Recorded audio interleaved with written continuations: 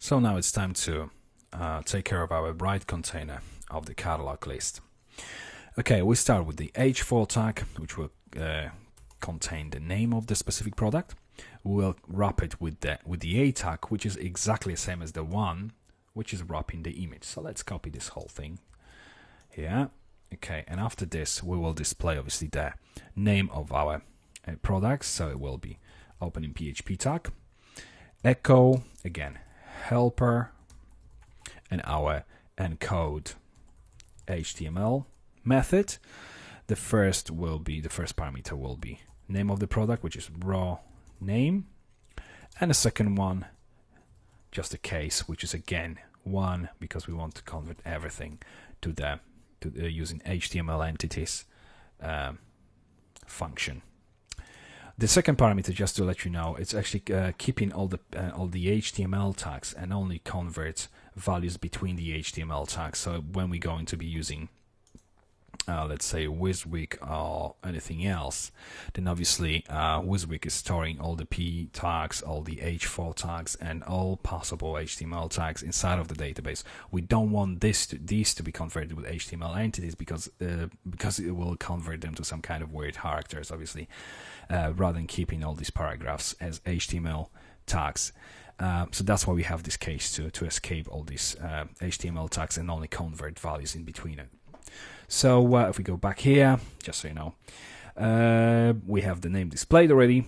Obviously, after this, we need to close our A tag, and the name of the product is already displayed. Now, after H4, we create another H4 tag with the price. So price, colon, and then pound sign, or whatever currency you're going to be using.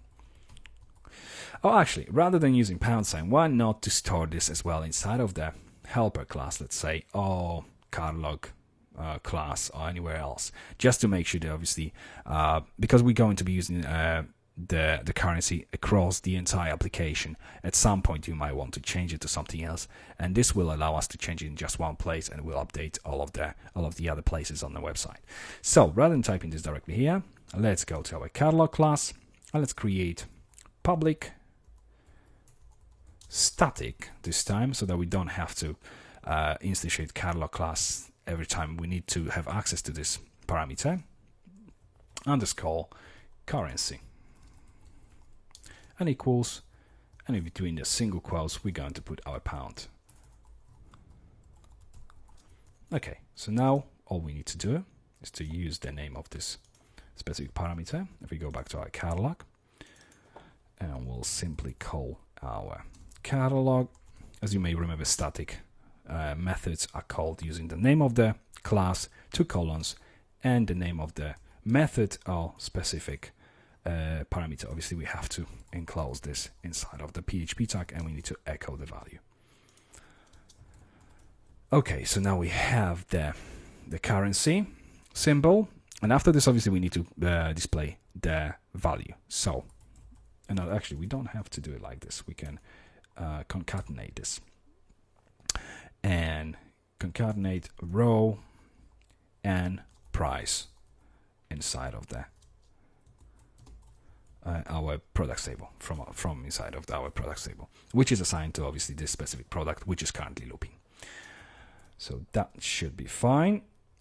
But rather than just leaving the price like this, what we can do is to actually, rather than concatenating this, if I thought about this for a second, if we just leave the first value displayed and semicolon, then if we echo another one, our raw price, but this time we're going to use PHP function number format, underscore format. First parameter is the value, and second one, how many decimal places we want to display, and that's it. And now basically what this function does, if the value will be, let's say, 35,000, normally the number will be displayed like this. Sorry, like this. But this number format will add the comma after the thousands and so on. So we'll display our record nicely and, a little bit more user-friendly, I guess. So, yes, so we've used this number format. We have obviously currency, which is right next to this price. That's all fine. Now, after this h4 tag, now let's display the product description. So inside of the paragraph tag, if we open the PHP tag and echo our row description, again, because it's a string, obviously it may contain some characters which should be converted actually into HTML symbols. So if we use the helper encode HTML function to display this description, and then after description, if we add our add to basket button, so P, and for the time being, let's just leave it at add to basket. We will create a new function for this to generate basically this button, but this won't happen in the next video, because in the next video what I want to show you is also how to actually shorten the description, because obviously on the list, if the description is going to be long, we don't want the description to go over hundreds of lines of text. So inside of the outside of the helper encode, we're going to use another helper method, static method as well, which will be called shorten string, and we wrap our helper encode HTML and the description inside of this specific method. So in the next video we'll have a look at this shorten string method.